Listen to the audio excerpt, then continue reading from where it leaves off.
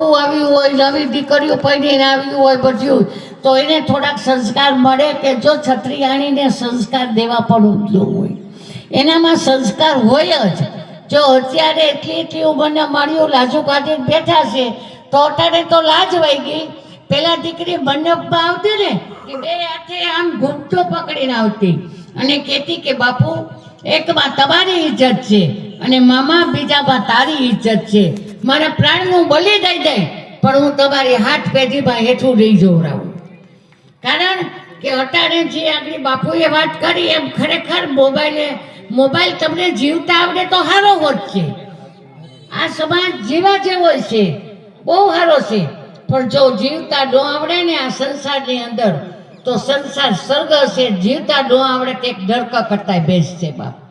પણ તમે આવો માનવ અવતાર માતાજીએ દીધો ને તો એનો સદુપયોગ કરો.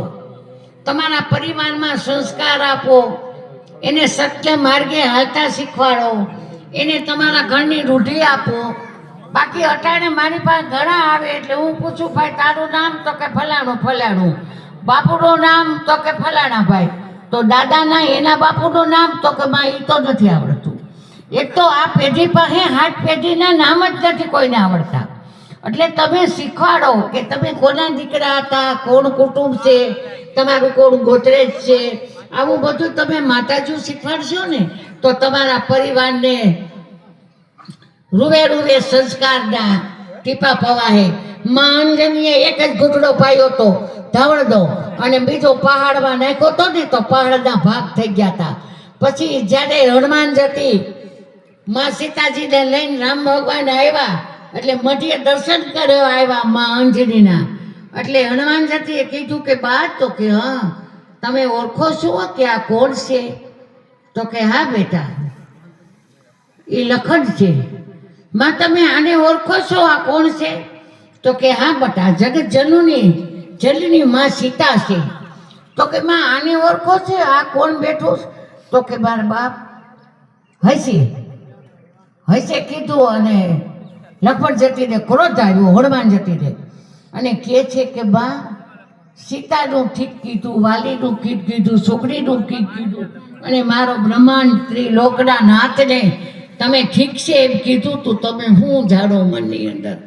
તો કે બેટા, હું બીજું કાંઈ નથી જાણતી, પણ જેથી બને રાત્રે આકાશવાણી થઈ હતી કે એક તો મને કુંવારા કલંક ચડ્યા અને બીજી મને આકાશવાણી એવી થઈ કે સવારે સૂર્ય ઉગે તો તારો દીકરો નહીં હોય.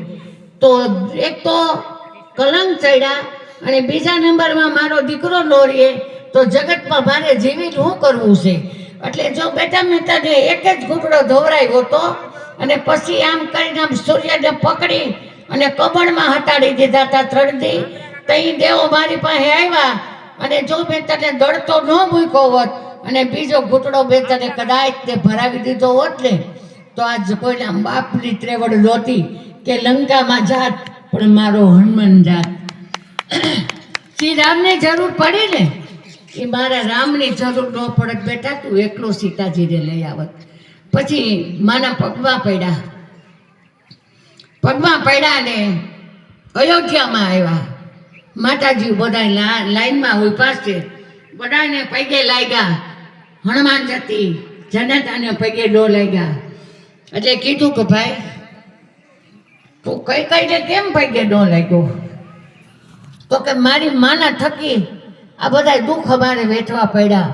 પછી કીધું કે બેટા, તારું માનું કાંડું છે ને એ તારે કાને રાખ્યું તો રામ રામ રામ એવા અવાજ આવતા હતા કે માં તારે રૂવાડે રામ જપેશ તો તે મારા રામને વનવાસો કરવા દીધો. તઈ કીધું કે બેટા, આપણે શ્રાપ હતો, જો હું રામને વનવાસ ન દઉં ને તો આખું આપણું અયોધ્યા કાળજા ભૂખમાં વયું જતું હતું. એટલે મારે રામને વનવાસ લેવો પડ્યો હતો. એટલે સમયનું કામ થાય. અકારા ગામનો સમય છે. આવા લીલા લાડા જેવા ભાઈઓ દીકરા બધા કામ કરે છે, એક પગે ઊભા છે. આ માવડિયું બધા ઘરના કામ મૂકી અને અત્યારે આ બધા સાંભળવા અને દર્શન કરવા પધાર્યા છો. એટલે ધન્યવાદ છે. બકાળા ગામની કે હનુમાનની દયા તમને સદાય માટે રહે, સદાય તમારા ધાયરા કામ કરે. આવા સંતો